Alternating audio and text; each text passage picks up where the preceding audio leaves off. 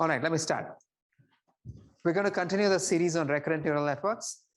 This series will be either 5 or 6 lectures long, depending on how soon I can get through the topic. But there is the odd chance that I may actually consume Friday's recitation slot, although it's technically a break day, just to cover some of the subject because it's in the homework. And you have the choice of enjoying your break, including Friday, and not knowing what the homework is about, or letting me inflict myself on you and then worrying about the homework over the break, which is how you're supposed to enjoy breaks. Anyway, so here's the story so far. We've seen that iterated structures are good for analyzing time series with short time dependence on the past. These are what we called, time delay neural networks or convolutional neural networks, or ConNets in short.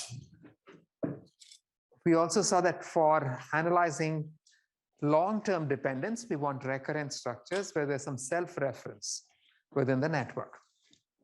And so these are the recurrent neural networks. Now, recurrent neural networks I've described recurrent neural networks as structures that are useful for modeling sequences, time series. But then recurrent neural networks are also useful in other problems where you wouldn't have thought of it as a recurrent problem. So let me give you an example, right? Let's say I want to train a neural network to just add 2 binary numbers. It's all binary. I'm giving you the bit strings.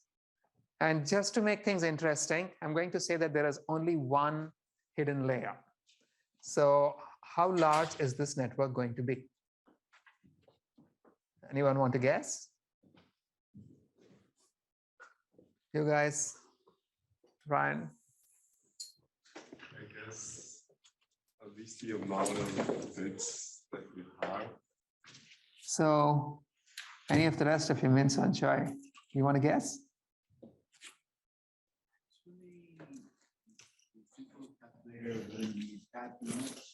It's a one hidden layer network, right? So let's just. So we'll get to what the simple calculator does. Does anybody want to guess? What is addition?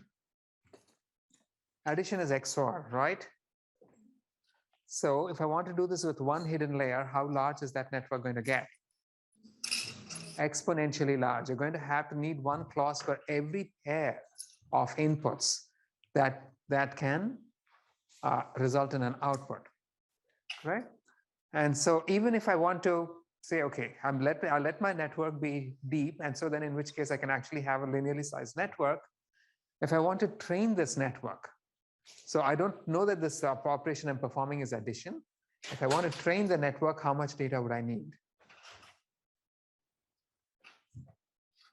Go ahead, say it aloud. Exponential y. You want to see every single possible input pattern, right? There's no easy generalization over here. So you're going to need, if you're adding 2 n-bit numbers, you're going to need 2 raised to 2n inputs to learn everything properly. But then if we're going to do this, so this network is huge and it's going to need unbelievable amounts of data. But then if I want to do the same thing with a recurrent network, how big would that network be and how much data would I need?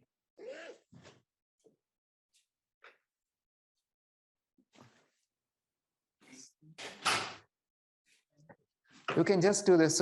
So that's it, right?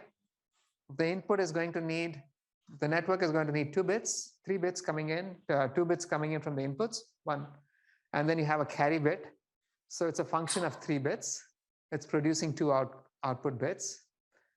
It has 8 input combinations only, each of which has an output. How much training data would it need? Literally 8 instances, right? And you should be able to learn everything. And how deep would the network be? I mean, how big would the network be? It's 8 combinations. In the worst case, you're going to have 8 units, right? And what's more is that here, if I train this network to add 2 n-bit numbers, I'm not going to be able to, if I want to add an n+1 bit number, I'm done. I'm going to have to redo the whole process.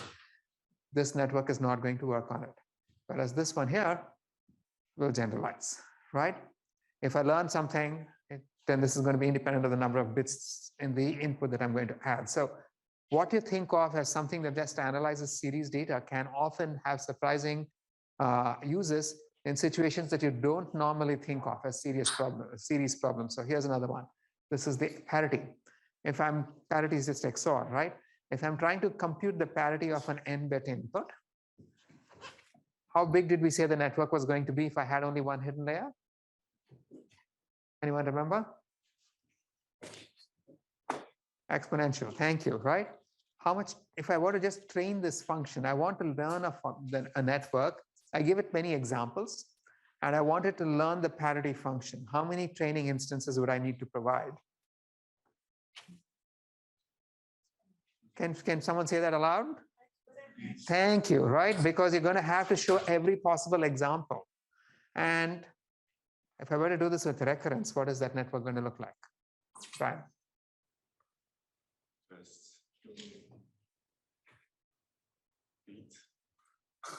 It's 2 bits, right?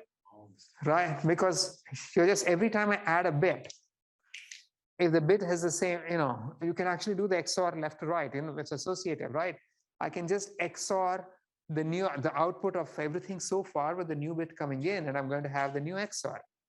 And so how much is this 2-bit XOR? That's like 2 units in the hidden layer.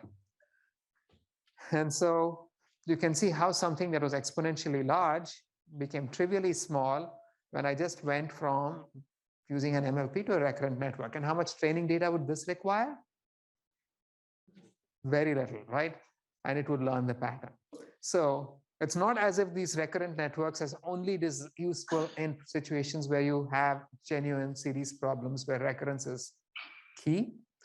They're also applicable in many situations and other problems, so long as you can recast them as recurrent problems, right? So here's a problem.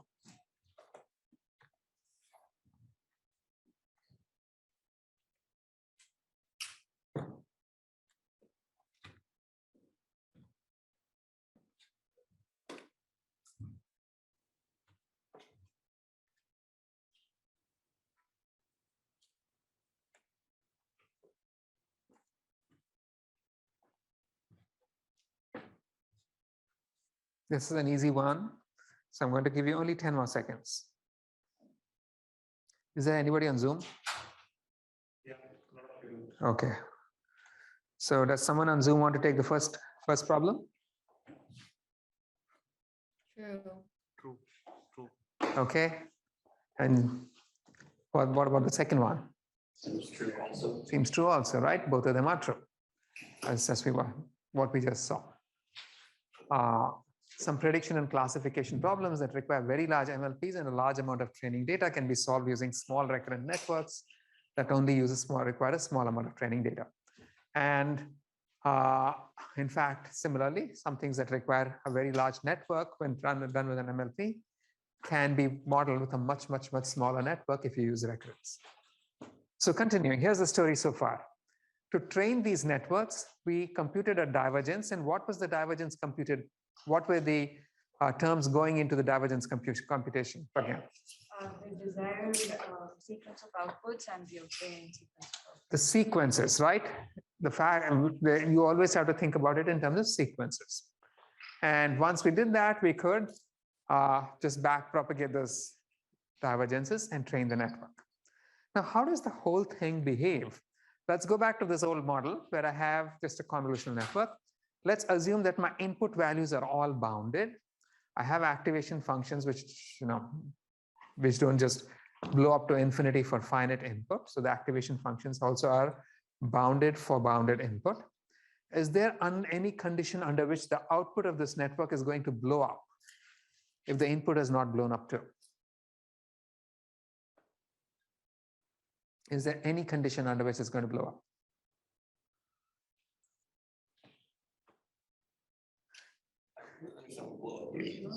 Just explode, go to infinity, right?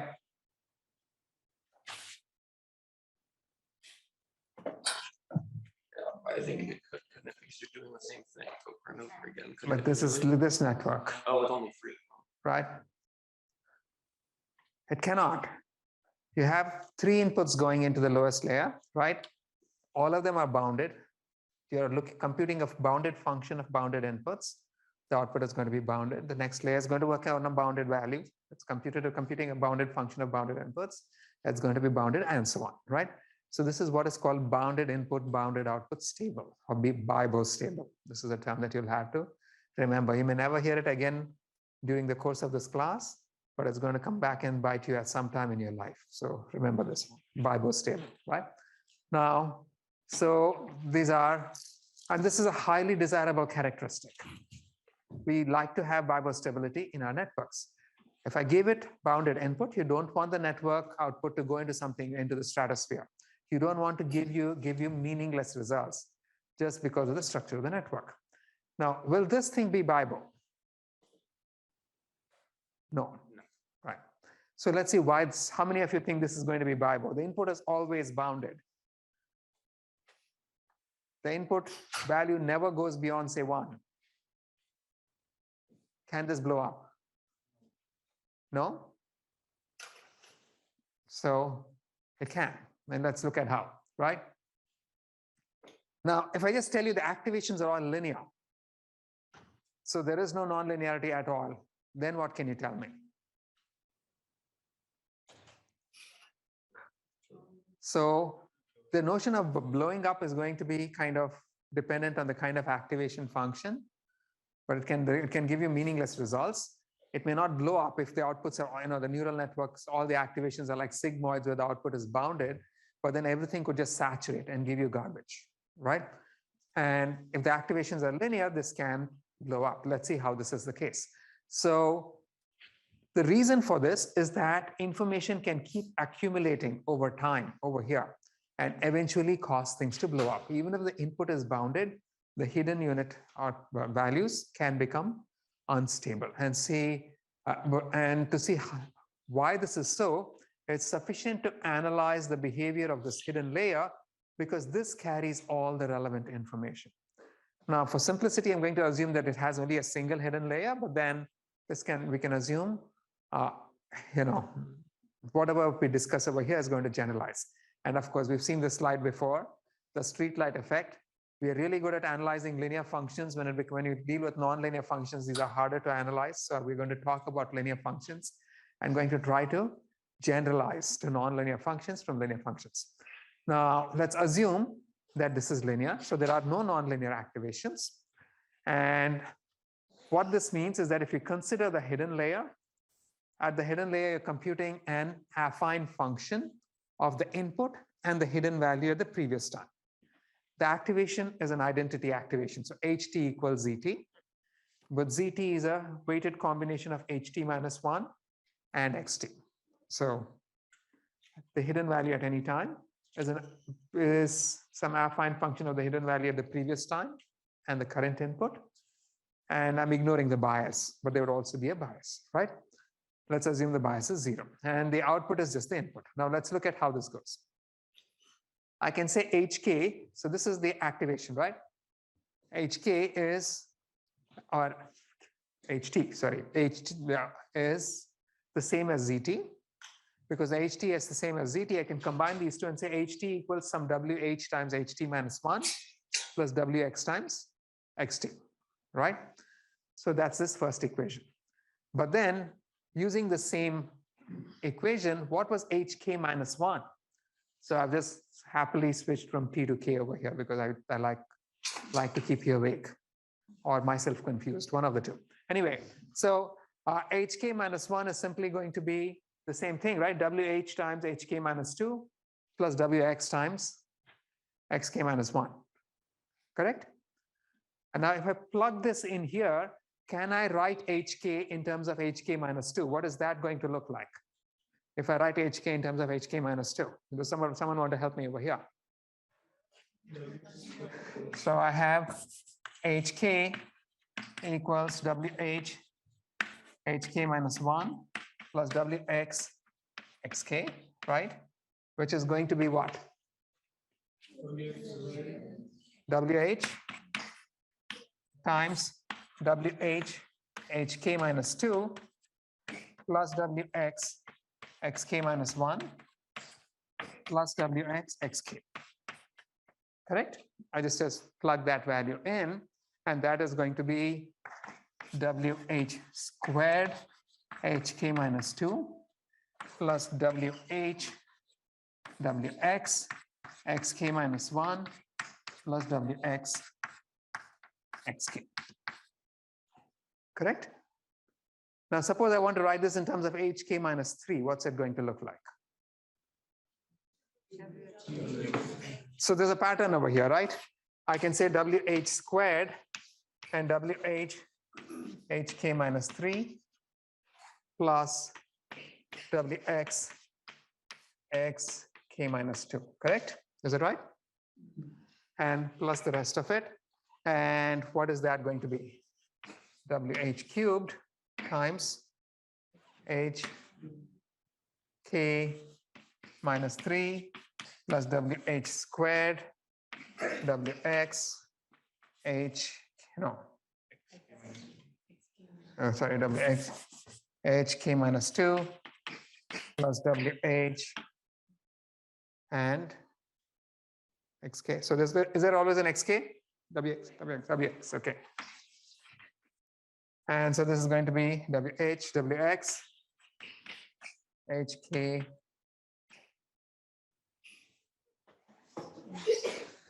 It's on the slide. Okay. So that's what it looks like. Now there's a pattern over here, right? I can keep writing it in terms of the previous WHs. And here is the thing. The power that I'm raising WH to and the minus term, whatever I'm subtracting out of K, those two are going to sum up to 0, right? So WH and XK minus 1. So if I go in general, this is the general formula. If I just expand it all the way out, this is going to look like WH times raised to, so HK is going to be WH raised to XK, K minus 1 times WH of minus 1, all the way to the beginning of time. I've gone all the way back to the beginning of time. Now, for the rest of it, you always have a WX multiplying the X. So, and then K plus 0, K minus 1 plus 1, K minus 2 plus 2, all of them are always summing to K. Right? This is the series that comes out. Now, if I want to know if the function is stable, what do I really need to look at? I'm assuming it's a linear function, right?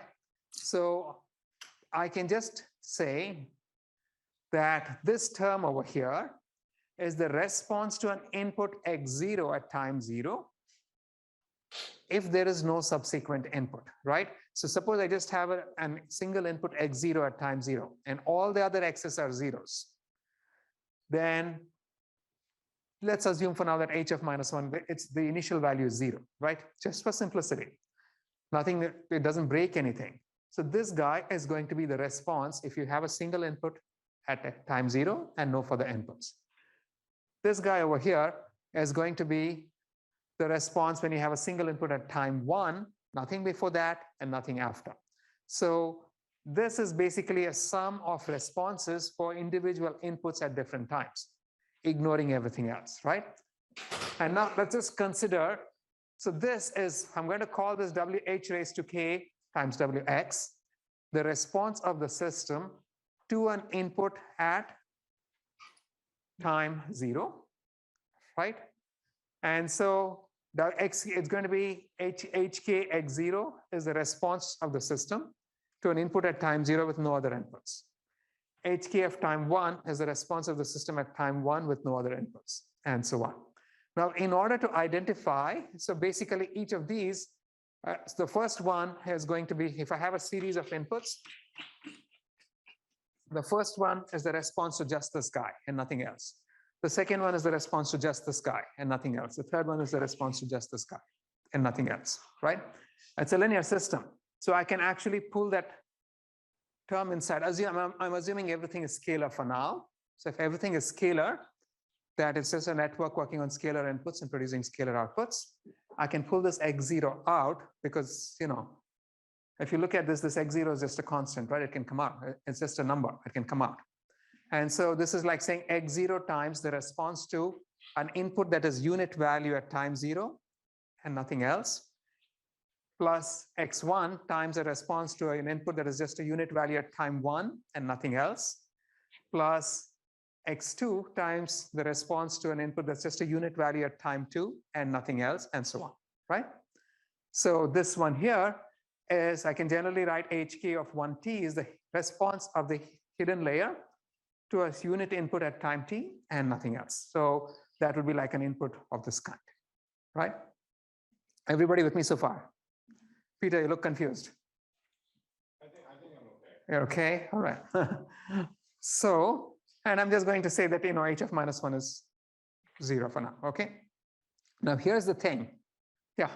Actually, wait. So can you explain HK? What is capital HK exactly? So here is the thing, right? So I have this, look at this one here. That is suppose I had just an input x0 at time 0 and all the other x's were zeros. What is the response of the system going to be? Just the second term, right? So suppose I had an input just at time 1 and at time 0 and at all the other times the response was 0. Input was 0. What is the response of the system going to be? Just the second term. Correct?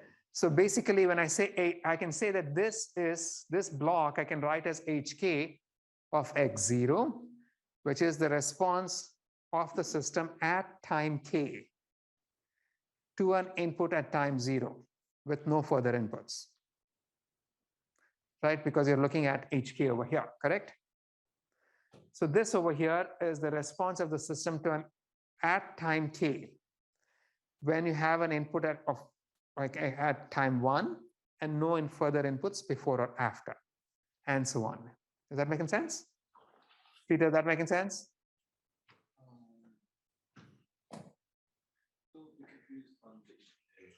Okay, so think about this. I'm going to spend a little time because I'm going to, after this we're going to just use this, right? And I do have the extra class I can use if we go over. So let's not worry about time. And then I also always have Friday and then I have Saturday and Sunday. so I have, let's say I have all of these inputs and then this is time 0. I'm looking at what the hidden value is going to be at time k. Right? So I can think of an input of some value here and all of these are 0. Okay? So that is going to be my hk of x0. The response at time k, if I just had this one input and the rest of them were 0. Correct? Similarly, now I can have another situation where I have just an input over here, all the rest of them are zeros, and that is going to result in some response out here as well. Right? This is hk of x1. Does that make sense? Right? And so because of the way this thing is, so Nate, making sense? Yeah. Okay. And because of the way the whole thing is just additive, I can just say that the response at time k is simply the sum of the responses to isolated inputs at the individual times. Correct? Okay. And so I can just write, and I can pull this x itself outside. It's just a multiplicative term. And so I can just say it's x0 times hk of 1, 0, which is to say there's a unit input at time 0. Right? Everybody with me? Now, if this were a vector system, if now everything was not a scalar, these x's are going to be vectors. Instead of writing these on the left-hand side, I'm going to write these on the right-hand side. This h is not going to be a number, it's going to be a matrix. But other than that, everything else remains the same. Okay? Now, if I want to, yeah. I assume that we can throw out the x's because the system is linear. It's linear, correct? Assuming a 0 initial value, correct? And so now, this is what I've got. hk is the sum of the responses to isolated inputs at each time. So you can think of the sequence of inputs as an isolated input at time 0, a different one with an isolated input at time 1, and so on. But here's the thing. If the system is unstable, when I speak of unstable, if the response is going to blow up, then I only need to consider what happens to the earliest isolated input. If it blew up in response to the earliest isolated input at any time, subsequently all the values are going to remain blown up because it blew up, right? And so I only need to look at this guy and decide if that is blowing up. Make sense? Right? And so I'm going to focus on this one, right? What happens? So let's consider what happens to the system if I give you an isolated input of unit value at time 0 and no further inputs. If I give you something of this kind, you're going to have h of t is w times h of t minus 1, assuming everything is scalar for the moment. H of t is w times ht minus 1 plus c times xt. And so I can write this, of course. I can say,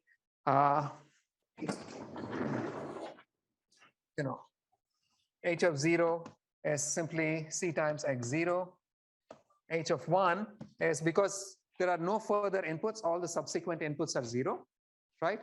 This is going to be w times h0, which is w times c times x0. H of 2 equals, just doing the same thing, w squared times c times x0. H of t is going to be w raised to t times c times x0.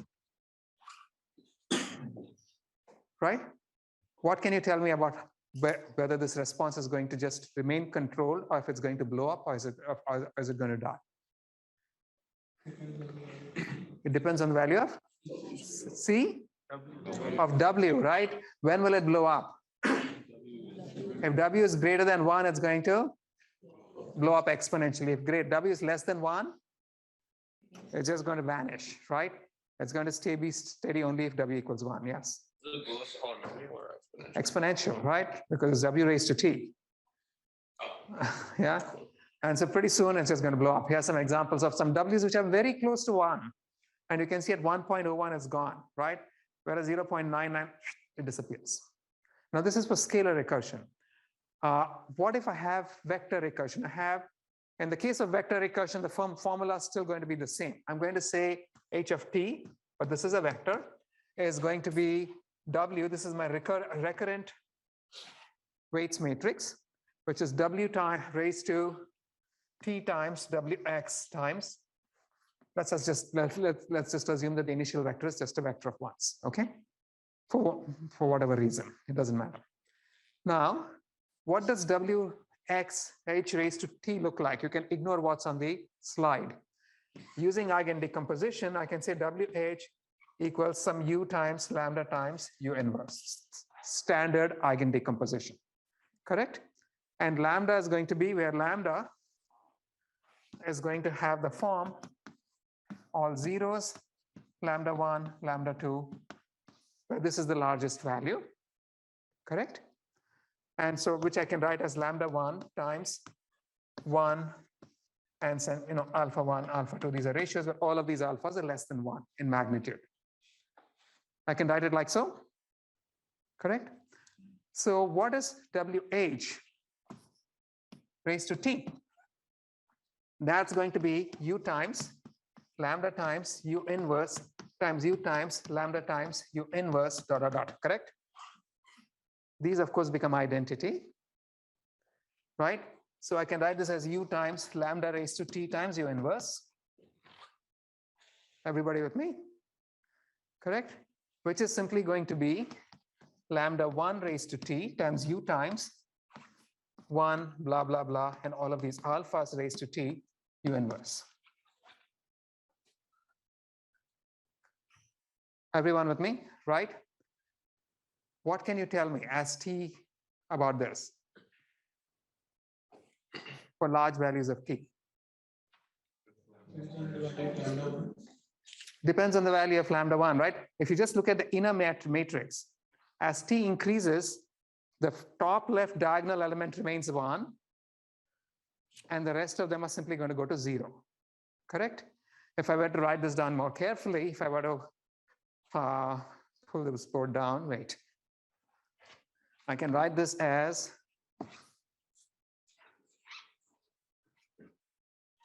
it's going to be lambda raised to T times U times 1, 0, 0, and these are all alpha I raised to t times u inverse, correct? And eventually for t large, this is simply going to become zeros. The only thing that remains is going to be lambda raised to t, correct? And that lambda raised to t is going to correspond to the first eigenvector of u and nothing else, right? So for large t, what is the final response going to be? For large t, because regardless of whatever else, this is going to end up looking like, I mean, is the math making sense to you guys? It's not very complicated mathematics, right? So for very large t, I'm going to have lambda raised to t, lambda 1 raised to t, of course. Then I have u1, which is my first eigenvector, and the rest of these guys times 1, and everything else is 0, right? Times some vector times some vector, some matrix times some vector. It doesn't really matter, right? And so I can write this product as a vector, right? And I can write this product as just the first component of the first vector. There's going to be some value here, and the rest are going to be 0. Because I multiplied it by a diagonal matrix where only the top left entry was non-zero and everything else was 0. Correct? Which in turn, because all of these are 0, simply going to be some value v times lambda 1 raised to t times u1, which is the first column of u. Is that making sense? You guys at the back, making sense? Yes. Could you explain the like so from u to lambda 1 t to the u inverse? Okay, so this is just it's not u inverse. This is standard eigendecomposition, correct? I can write any matrix as u times lambda times u inverse. Standard eigendecomposition, correct? Okay. Yeah. Is that any square matrix? Are there any other rules for when you can eigendecomposition? I just can't remember. There's some matrices which you don't have, for which eigendecomposition is not going to be, that clear cut. Faulty matrices and such like, but it doesn't matter, right? This is the general principle. This will hold for in almost all cases, right? So what does this tell me? That regardless of my initial value, I didn't care what x0 was. The final output is simply going to be the first eigenvector times lambda 1 raised to t times some constant, right? So what is the information that's being retained by the recurrence? What is this value going to look like? What is the length of this vector going to look like? Rebecca, have I lost you? I'm just trying to think of it, not coming up with anything. So what will the length of this vector be like? If lambda 1 is greater than 1, lambda 1 raised to t is just going to blow up, correct? If lambda 1 is less than 1, it's going to vanish, right? If lambda 1 is equal to 1, it's going to kind of have some value, some constant value. It's constant, right? And that value is going to be along the direction of the principal eigenvector. That's about it, the first eigenvector. And so what we have is that for any input for t large enough, the length of the hidden vector h will expand or contract according to the tth power of the largest eigenvalue of the recurrent matrix. Nothing else. And so if this largest eigenvalue has a magnitude greater than 1, it's going to blow up. If it's less than 1, it's going to contract and go to 0. Everyone here, Nishani, making sense, right? You guys at the back. Yeah. Question. So the length of the hidden vector will actually change, like it'll have more terms in it, or just each term? Length it's a norm. It's a vector. The vector dimensionality is constant, right? Yeah, okay, that makes sense. Right, so the length of the vector. So here is what I have, right? This is a vector, the response of a system, the system to an input vector, which is all once at time 0. This is a linear system. There are no non-linearities in the recursion, okay? And the lambda max is 0.9, it goes down to 0, right? Lambda max is 1.1, it goes up this way. Same thing over here. Here you see some wiggles, and here these are smooth. Can anybody tell me why this is the case? Anyone? You kids are smart. You should tell me. One guess. Eigenvalues can be complex conjugate pairs. Right? When you have complex conjugate pairs, it's not going to be uniform. It's going to wiggle around. You get this, oscillation. But the trends are still going to be like so. If you have, you can either have real eigenvalues or complex conjugate pairs. If you have complex eigenvalues, if the largest magnitude of the largest eigenvalue is less than 1, it's going to fade. If it's greater than 1, it's going to blow up. And if it's 1, it's going to maybe oscillate, maybe stay constant, but it's going to stay constant. But the odds that you have the largest eigenvalue equal to 1 are very small. In all cases, what is the actual information that remains in the hidden vector? It's just the principal eigenvector, right? Does it retain any information about the actual input x0? No. So is x0 remembered? What happened to x0? Basically its influence on the hidden state died. Now, what was the point of a network, a recurrent network?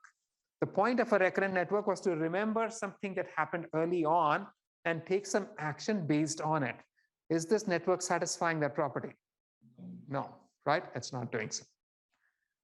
So, and linear systems, long-term behavior depends entirely on the eigenvalues of the recurrent matrix.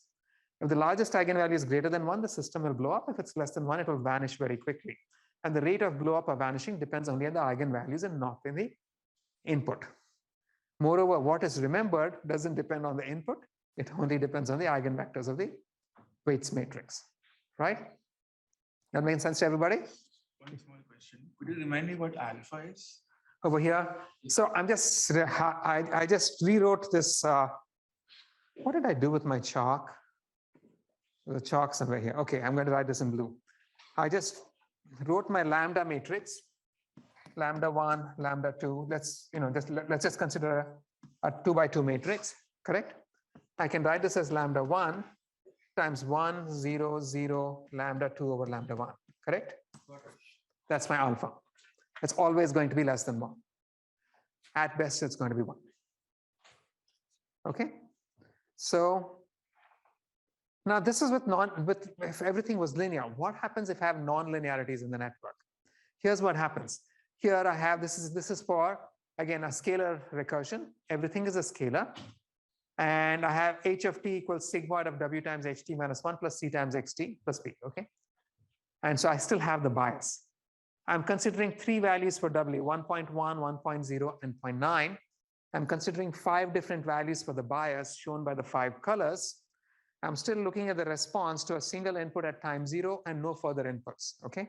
And the magnitude of x0 is minus 0.5, 0, and 0.5 in these 3 columns. So if anything about the input is being remembered with time, you expect the plots, the final values of the plots way down in time to be different based, for the 3 columns of the pictures, right? Are they different? No. What is it? So what are the plots actually? Being dependent on over here? If you look at the value towards the right edge of the plot, the only thing that's being remembered in every case is the bias. Even the weight has become irrelevant, right? It remembers absolutely nothing about the original input itself. And so this is with the sigmoid. This is with the tan H. So in case of a sigmoid activation, the network value very quickly ramps up to this saturation value, meaningless value, and then stays there. And there's no further input about what happened. If I have a tan H activation, again, the right edge for the 3 columns is going to be pretty much the same. The one difference is that in the case of the tan H, it gets there somewhat slower than it does in the case of the sigmoid, which is why in recurrent networks, we use tan H activations, because even though in the end everything is forgotten, tan H forgets more slowly, right? If I use a ReLU activation, there's absolutely no relationship between what is being remembered and what the initial value was, whether it blows up or stays, or vanishes, only depends on W. So all of this with scalar activation. So if I have a vector activation, then can you shut your laptop? Thank you, right? So you know the rules. Now, so this is with,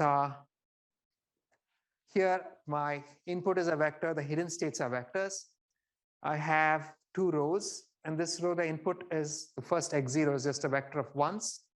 In this case, the x0 is a vector of minus ones. And if the system response was kind of dependent on the input, then you would expect the figure at the extreme right to be different in the top and the bottom. And they may look different over here, but that's because the axis scales are different.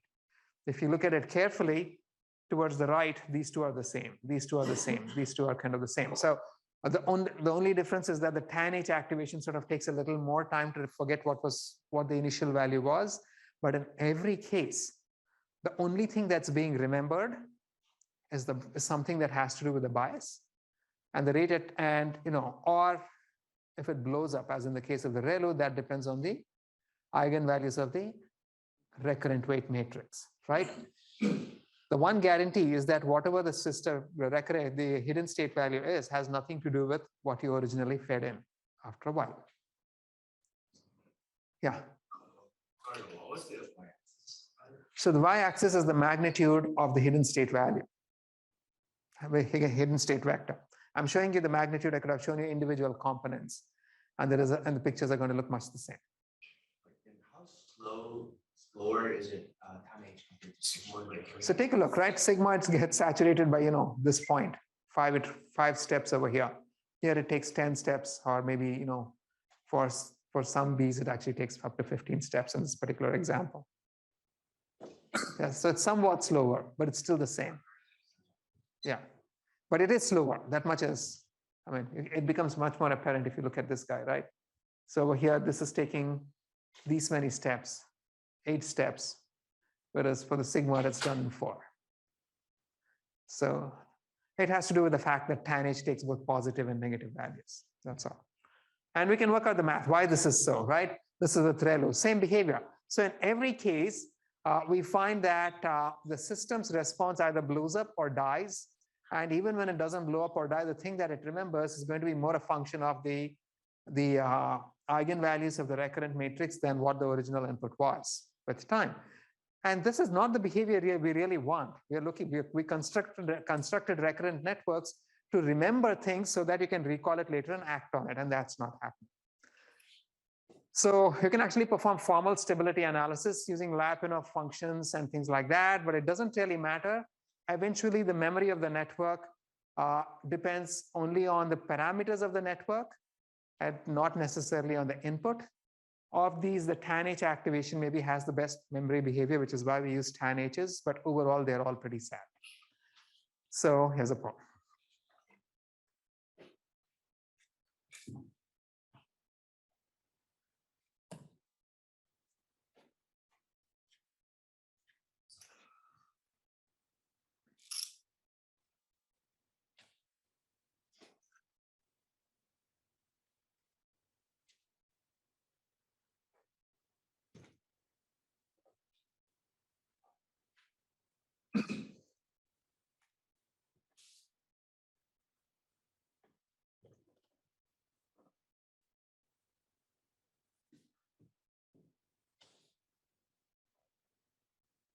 Okay, 10 seconds, guys.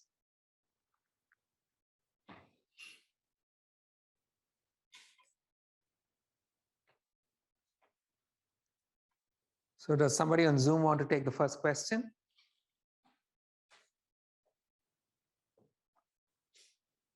Does anyone take it? Not answering it. We'll wait. ABC. ABC, okay. And second question, someone over here, you guys want to take it? For the second one too? Yes, right? So here's the thing. How long the network can remember remember any information about what was given depends on the weights, depends on the bias, it depends on the activation, it has nothing to do with the input, right? Exactly what is being remembered also has the same property. Depends on the weights, depends on the bias, has nothing to do with the input. and so on, right? So basically, the whole problem is its behavior, the recurrent behavior that we are sort of dependent on is not really capturing the properties that we're interested in for the most part. So the story so far, recurrent networks retain information about the infinite past in principle. That's what we said in the last class. In practice, they tend to blow up or forget. And it depends on the eigenvalues of the weights matrix. If it's greater than 1, the largest eigenvalue is greater than 1, it's going to blow up. If it's lesser than 1, it's going to vanish. The memory of the network basically depends on the parameters of the network and the activation. Different activation functions behave differently, but has very little very little dependence on the actual input that it's trying to remember. Of these, the tanh activations maybe are the most useful. That's what we've seen so far. Okay.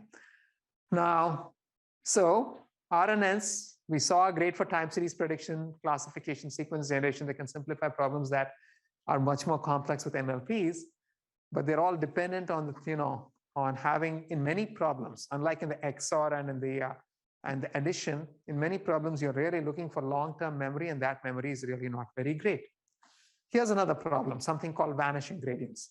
And this has not just to do with recurrent networks, it has to do with any network that has a sufficient number of layers, something that's deep.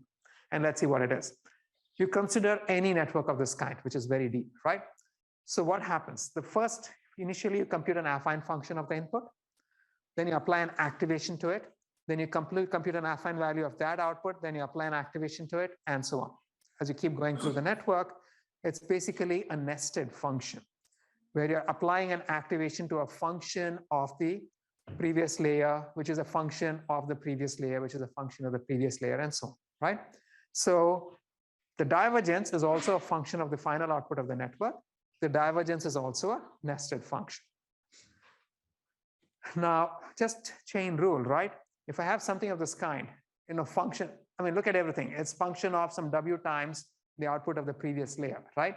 So whenever I have something like a function of W times GX, if I want to take the derivative with respect to X, that's going to be the derivative of the function with respect to the derivative with respect to WGX times the derivative of WGX with respect to GX times the derivative of GX with respect to X, right?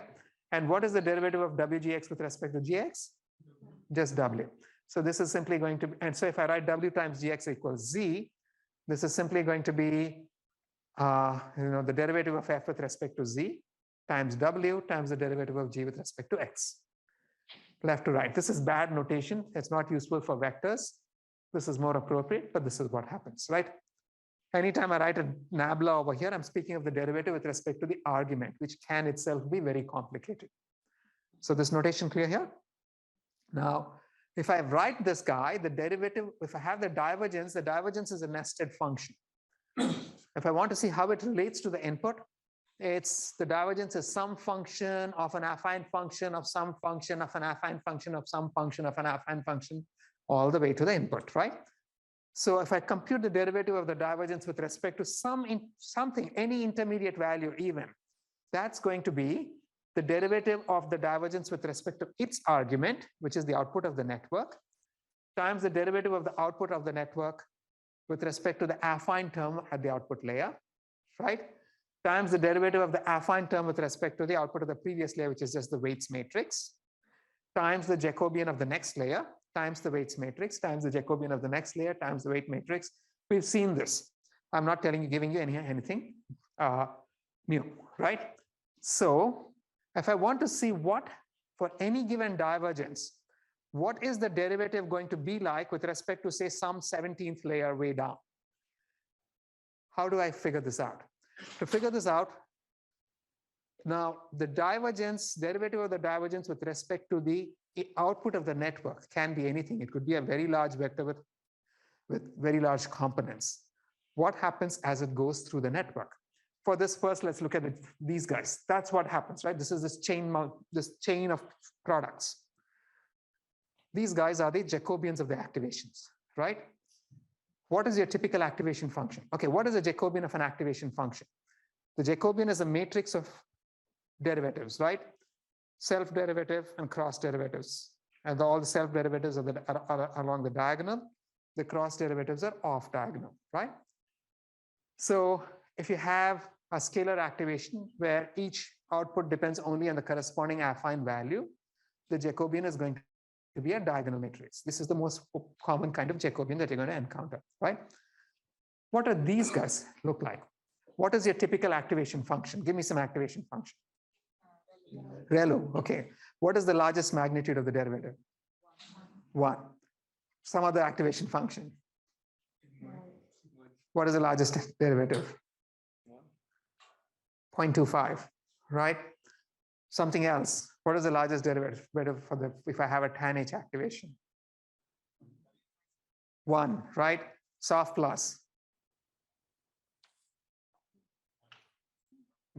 It goes up and eventually saturates at 45 degrees. 1 also, right?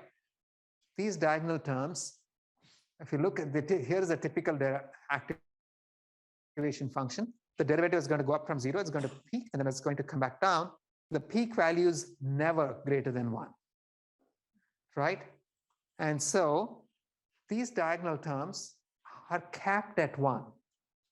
So what would happen to a vector if I multiply it by this Jacobian?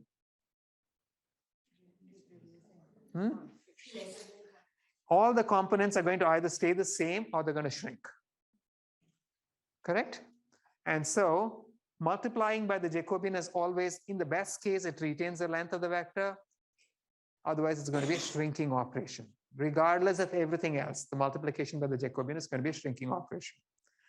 So these guys, when you compute the derivatives going backward, each of these guys is going to shrink your derivative. Maybe these guys will compensate, right? The W's. What happens to a vector when I multiply it by a matrix? Pardon me? Yeah, but what happens to the length? Yeah, the length. The vector has some length. What happens to the length of the vector? Pardon me? How does it change? It depends on what of the matrix, just the weights. It depends. So the matrix may not be square, right? Oh. So if the matrix is not square, you want to look at the singular values of the matrix. And all of the singular values, they're like eigenvectors, right? Eigenvalues, they have a corresponding direction. The length of the vector is going to increase in the direction where the singular values are greater than 1. It's going to shrink in the directions where the singular value is less than 1. Your typical matrix is going to have maybe 1 or 2 singular values greater than 1. The rest of them are going to be less than 1. So I have some vector. The components in some directions will increase in length. The rest of them are going to shrink. Overall, the vector's length is going to shrink, right? And so these guys, in a recurrent network, all of these weight matrices are identical.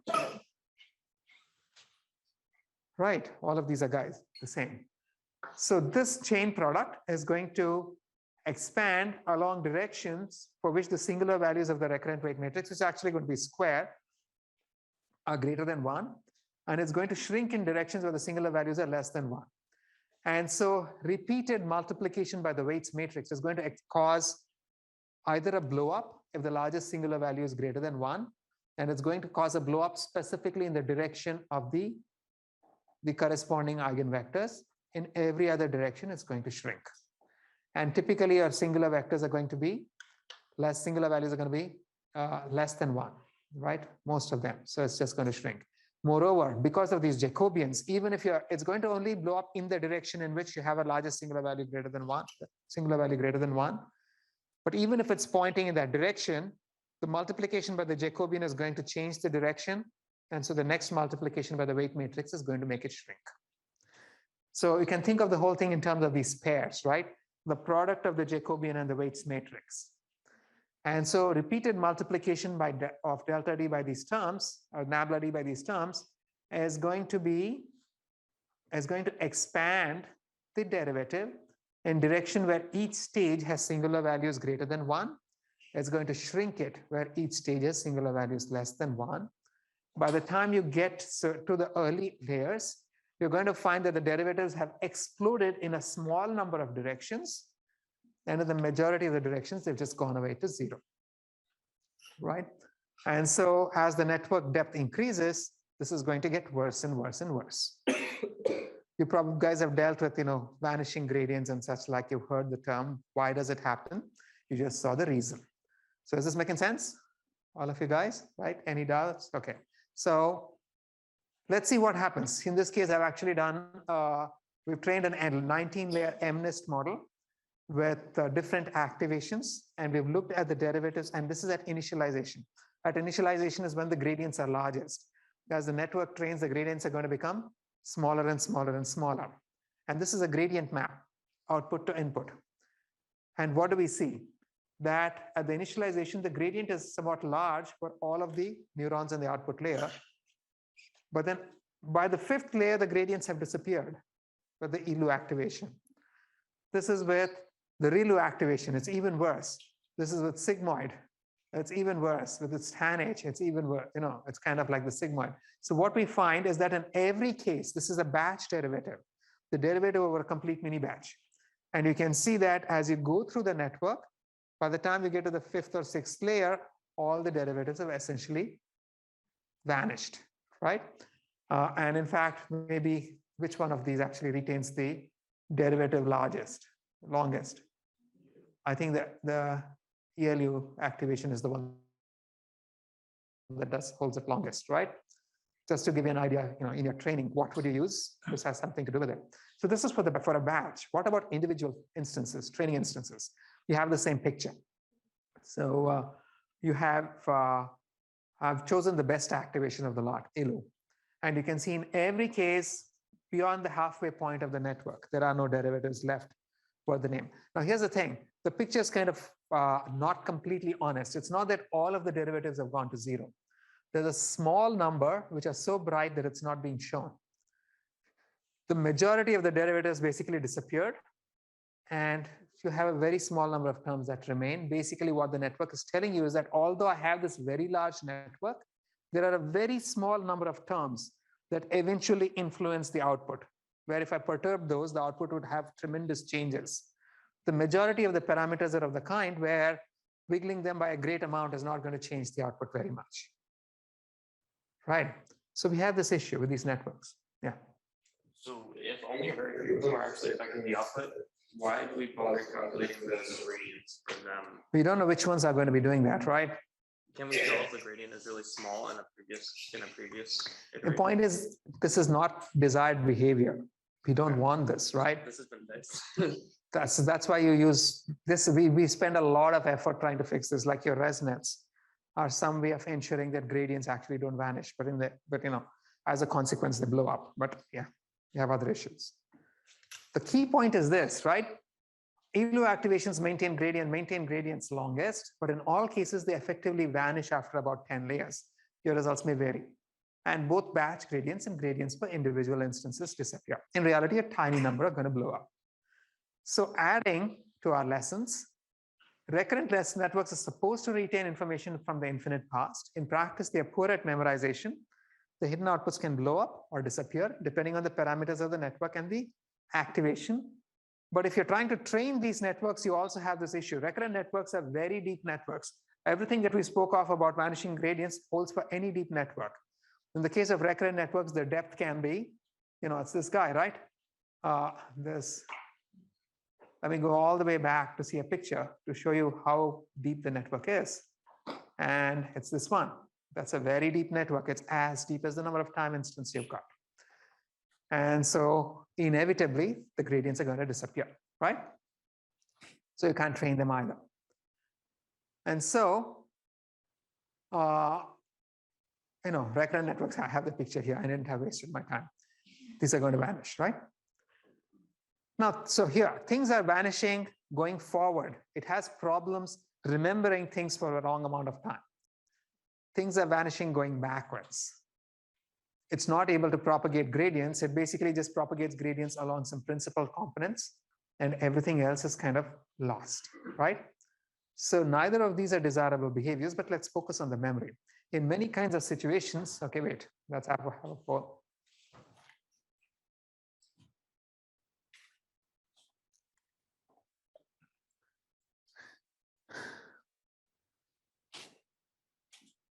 Yeah.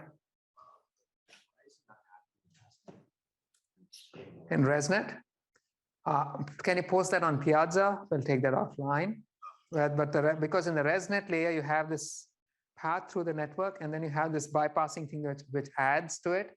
So this basically ensures that the diagonals of your derivative, the matrix that multiplies the current derivative to give you the next derivative, are always greater than 1. And so as a result, you don't have things vanishing, but things will blow up.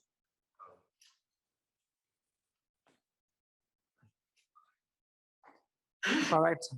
Does somebody on Piazza want to take this, on Zoom want to take the first question? Anyone? I think they're typing it. Okay, someone on Zoom?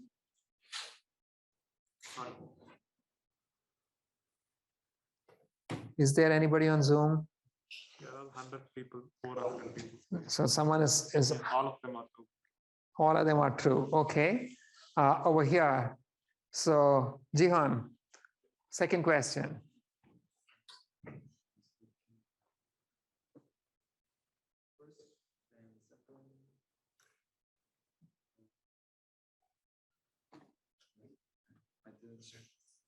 So Minshan, what about the rest? For second question. Okay, I'll save you the pain, right? Here's the answer. All of them are true, right? But you're supposed to keep track of what I'm saying. So derivatives of most parameters will become vanishingly small as we propagate the derivative loss gradient back through deep networks. The derivatives for a small number of parameters may blow up and become large and unstable.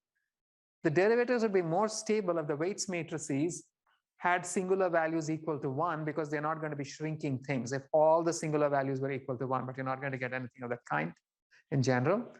And similarly, the derivatives would be more stable if the Jacobians were always identity matrices, then it would not shrink, right? So here are the two desirable properties. You want the weight matrices to have only identity singular values or eigenvalues equal to 1. You want the activations to have the Jacobians always equal to 1, right? Anything else is going to make things forgotten in the forward pass. Anything else is going to have things be forgotten in the backward pass. Yes, here.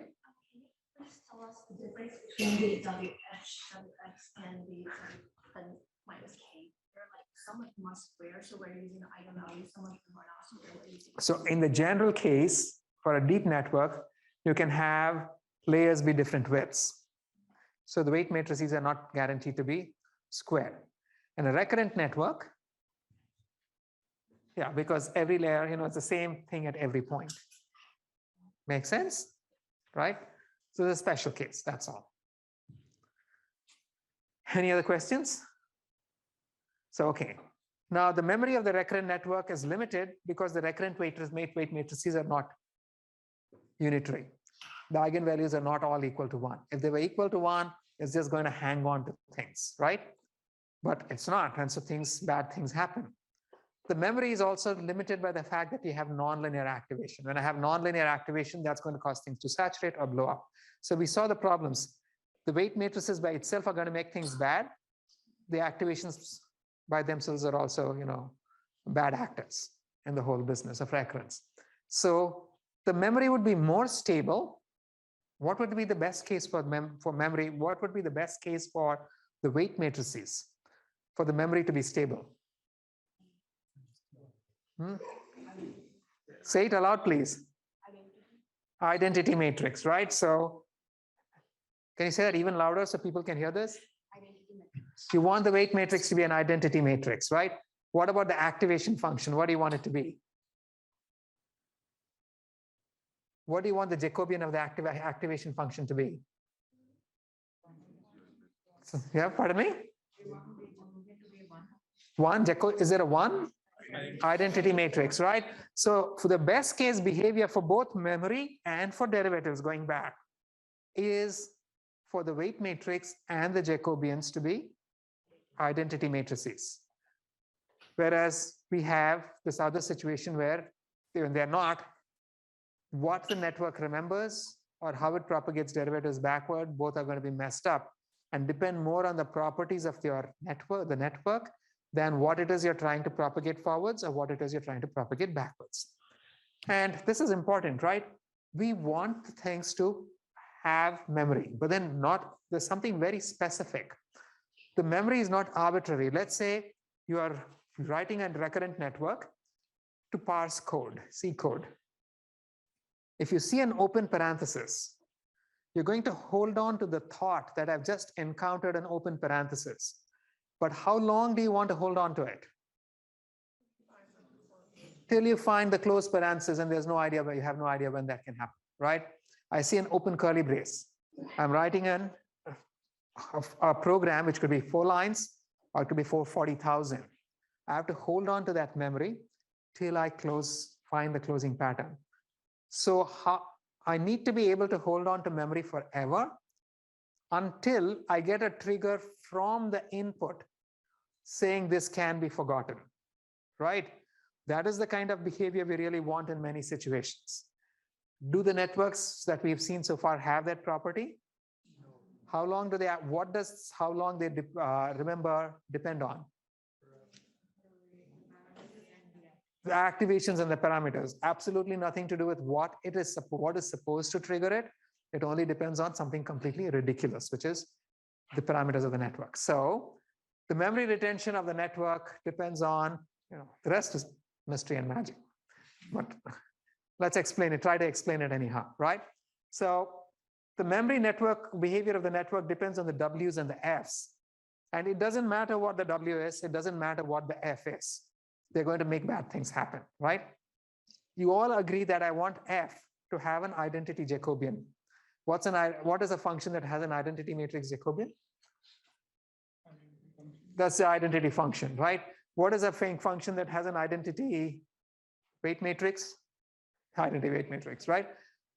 Let's just replace everything in our recurrence with identities. Let's get rid of these nasty things which are causing our memory to get confused. So here's what we will do instead.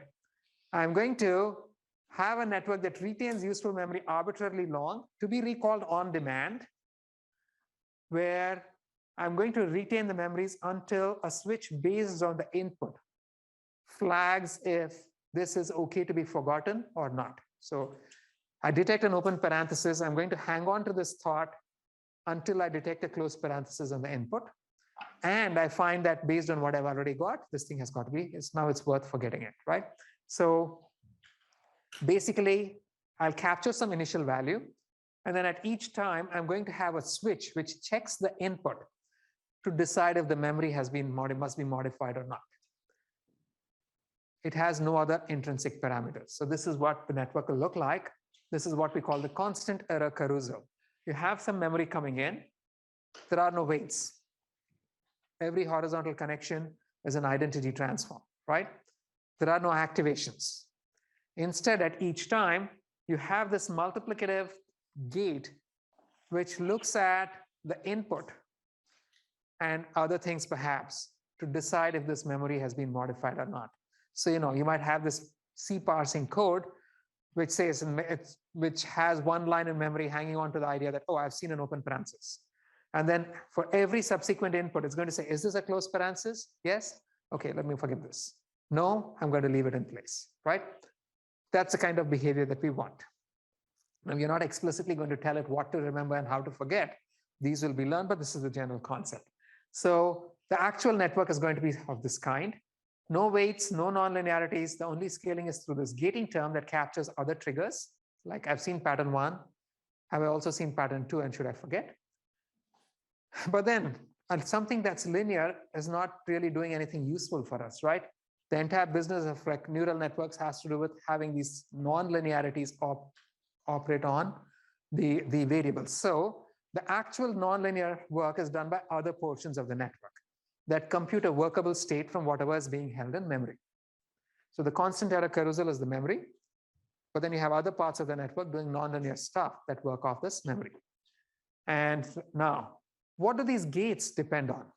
If I've seen an open parenthesis and I have an open parenthesis line, which is storing, information about the open parenthesis, should I always say, forget what's over here when I see a closed parenthesis, or should I also make it dependent on the fact that I'm aware of the fact that I have previously seen an open parenthesis?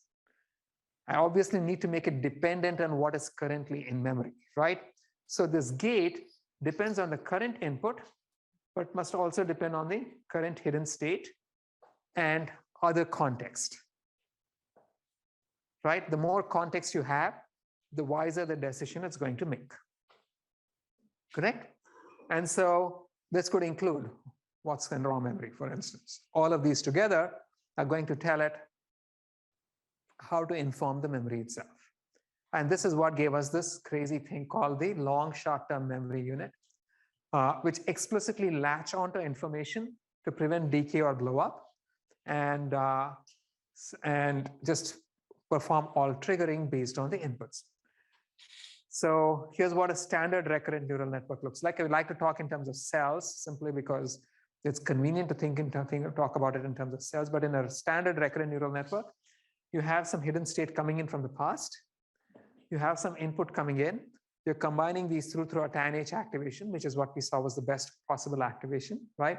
And that gives you the new hidden state, which is going to the next time, right? And in the long short-term memory unit, LSTM, that little cell is going to be a lot more complex.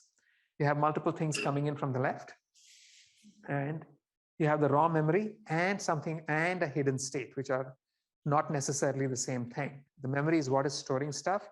The hidden state is something that's computed from it. And there's a lot of stuff that goes on inside the cell, but if you break it down, it's not so complex. This main line is the constant error carousel. This is the memory that I just spoke of. It has no weights, it has no activations, it's just going to hold on to stuff.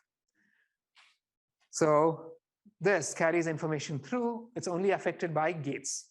And it can add memory and you can subtract memory, but then we make these two different operations. Why? When I see an open parenthesis, the pattern matcher that says, oh, I've seen another open parenthesis, so let me increment the count, is very different from the pattern matcher which says, oh, I've seen a closed parenthesis, let me decrement this, right? And you can't have both be additive because then the operations sort of can tend to interfere with one another. So we have two distinct operations. One to help the memory forget, the other to increment the memory, okay? And so what is this first thing? This first thing is what is called a forget gate. And firstly, all of the gates are simple sigmoidal units with outputs in the 0, 1 range, which decide how the value going through is going to be modified. It's a multiplier. And they're always useful for forgetting. They're going to only shrink things. They're never going to increase things. The addition increment is being done by this adder, okay? So let's look at the different components. The first thing over here is the so-called forget gate represented by F. So the forget gate is going to look at the current input and the current hidden state, which establishes the context and determines if we have found some pattern which must cause the memory to be decremented. And then the output of this forget gate is, so there's some, if you look at the operation over here, these are all these gates are sigmoid units, as I mentioned. So the input is going to be a concatenation of the input to the gate is a concatenation of the input to the network and the previous hidden state, right? And that's multiplied by some weights matrix and you add a bias and you compute the gate value. So this is just a standard pattern matcher with a sigmoid. And that output is going to multiplicatively modify what's in memory. The second one is called an input gate. So, I've seen another parenthesis, right? So for that, you have another pattern matcher, which is obtained with this tanh, that looks at the current input and what's the current hidden state and finds a pattern. But just to, have some more expressivity, this pattern matcher also is multiplied by something called an input gate. Now, to give you an idea, if I'm counting parentheses, I encounter a parenthesis, but then I want to say, oh, but this is in a comment line. I should not be incrementing it, right? And so the gate on top is looking at additional context to decide if the increment should happen or not, if it's worthwhile. So you have two components, the input and the gate itself. And these two are multiplied. And so the final computation, how the memory is updated is, first, it may be modified by the output of the forget gate, and then it may be modified again multiplicatively by the forget gate, and then it can be modified additively by this term, which is basically the product of the pattern matcher and the input gate. So the overall operation is CT is CT minus 1 times the forget gate, which is what happened over here, plus the C tilde, which is the pattern matcher, times the input gate. So is the logic over here kind of making sense to you guys, right? So that's easy. And now this is just in the memory, but then there's nothing nonlinear that has happened over here. So what we will do is to obtain a valid hidden state, we're going to put what's in memory through a nonlinear activation, a tan H, for the same reason we saw before. And just to increase the expressivity of the model, we also have an additional gate which operates on it to decide if this is really worthwhile or not. Okay. And now that hidden state is going to the next layer of the network, but it's also going forward in time. So once again, over here, if you look at these operations, this guy is a tan H activation, which is applied to a concatenation of the hidden state, previous hidden state and the input. And this one is a sigmoid activation with its own parameters, which is applied also to a concatenation of the previous hidden state and the input. And finally out here, you're just performing a tan H applying a tan H to the memory, and then you're multiplying it by the output gate, which is a sigmoid activation that applies to a concatenation of the hidden state and the input. So, and this figure doesn't actually show you the explicit contribution of what's in the raw memory itself. Typically, and we sort of separate it out for a reason. The raw memory sort of is different over here than it is out here. So what is in the raw memory is typically used for these gates, but it's not used for the pattern matches and for the state computation. And so this, what they call the peephole connection, goes to both the forget gate and the input gate. But then by the time you get to the output, what's in the raw memory has been modified. This modified raw memory goes into the output gate. So if you look at the equations over here, for the forget gate, you are operating on a concatenation of the previous memory, the previous hidden state, and the current input. For the input gate, you're operating on the same thing, a concatenation of the previous memory, the previous hidden state, and the previous input. The output gate is going to be operating on a concatenation of the current raw memory, the hidden state, and the previous hidden state, and the current input. You cannot have HT over here because this guy is actually being used to compute HT. So here is the complete unit. It looks complicated, but then when you go through the logic, it's not so magical after all, right? And so I'll give you this whole 30 seconds for it. We'll go something like a couple of minutes over, but I'll finish the rest of this lecture on Friday and do some extra stuff on Friday. I'll eat into the recitation slot.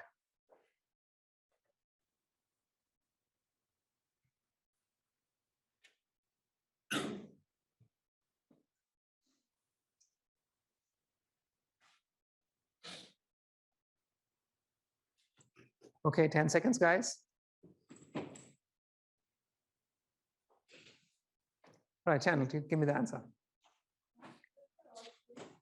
Which ones? They're all true? They're all true, right? LSTMs stabilize the memory by eliminating problematic recurrent waits and activations. They update the memory based on patterns detected in the input in the current context of what they already remember.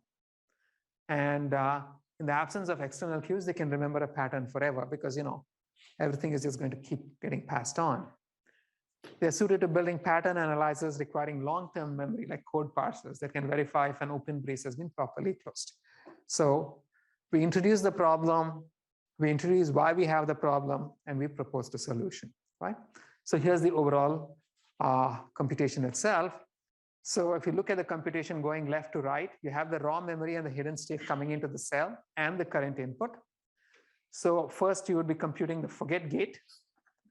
Then you could be computing the input gate.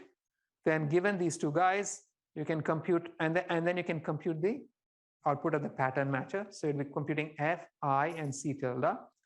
Then you can combine these three guys to compute the updated memory, which is forget times CT minus 1 plus IT times CT, C tilde. Then you will be computing the output gate, which is going to be using the updated memory. And then you're going to use the output gate to compute the final hidden state. So this is the sequence of operations. Yes. I'm sorry to disturb. Actually, I didn't understand why we need both the hidden state and the raw memory. Like, what is the difference and what are they? How are they helping us? Do you have a few minutes? It depends on the whole class. Okay, I'll skip a bunch of slides and we'll get to that, right? So that's a good question. I have pseudocodes for this. I suggest you guys go through the pseudocode, right? And in fact, let me just go through this. I'm going to roll this over to you guys. Take a very good look at the pseudocode.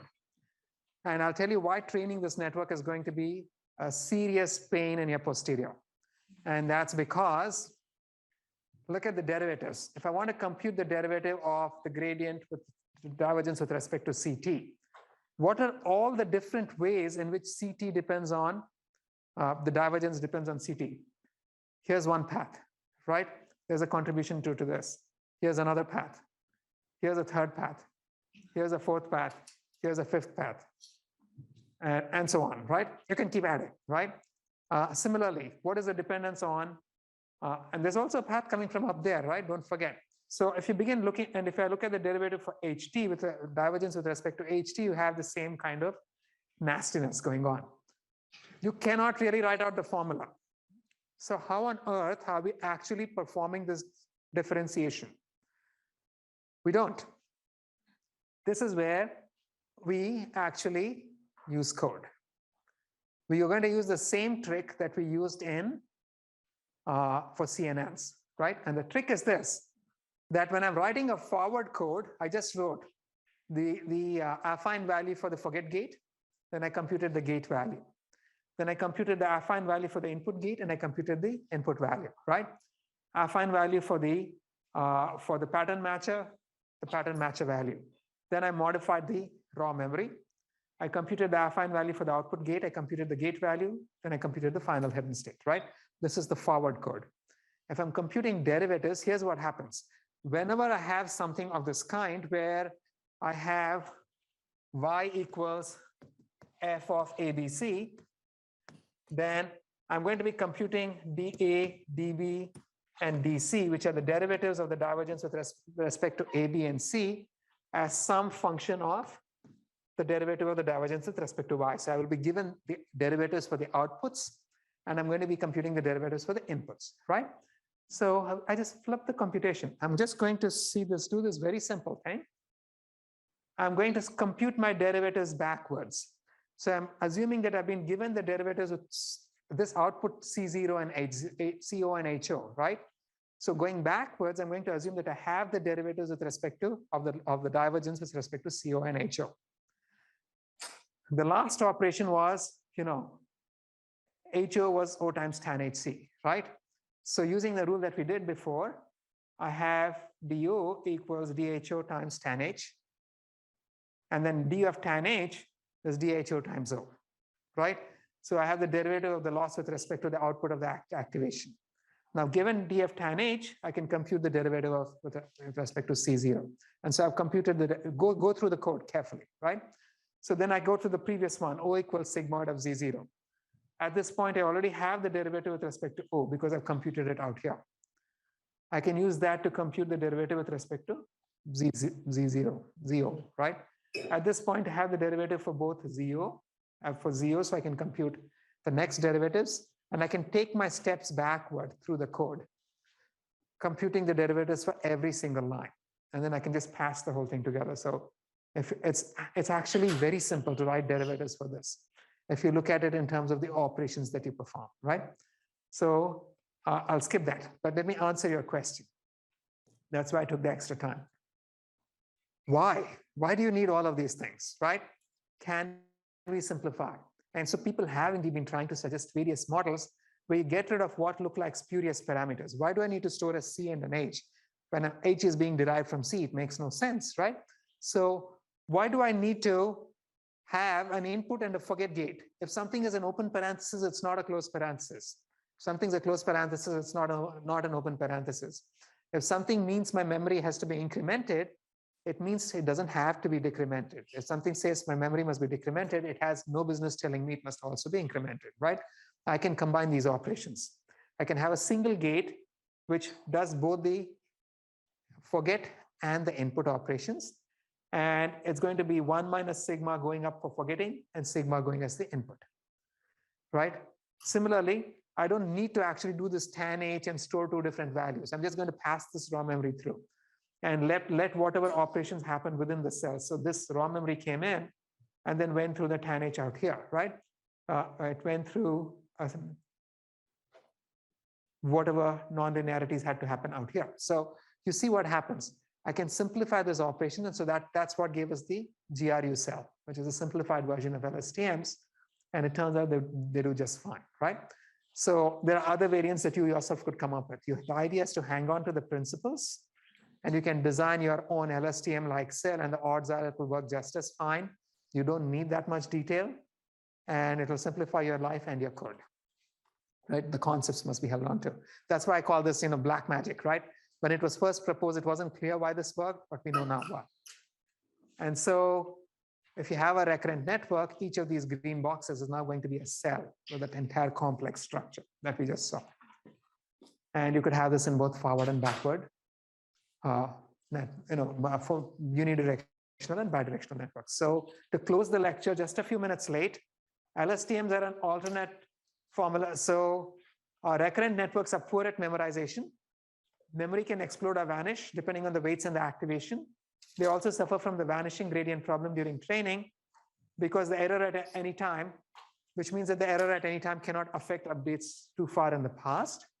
So LSTMs are an alternate formalism where the memory is made more directly dependent on the input rather than network parameters through a constant error carousel with no weights or activations, but instead direct switching and increment decrement operations from pattern recognizers. So they do not suffer from the vanishing gradient problem, but they will suffer from an exploding gradient problem. Simply because what happens is that if you look at this guy, all of these things coming up are multiplicative terms that stay on, right? And so it can make things blow up. So we'll stop here. And I was going to trouble you on Friday, probably as I likely still will, but that's going to be mostly a revision of what we just did in the final few minutes and a bit on modeling language, right?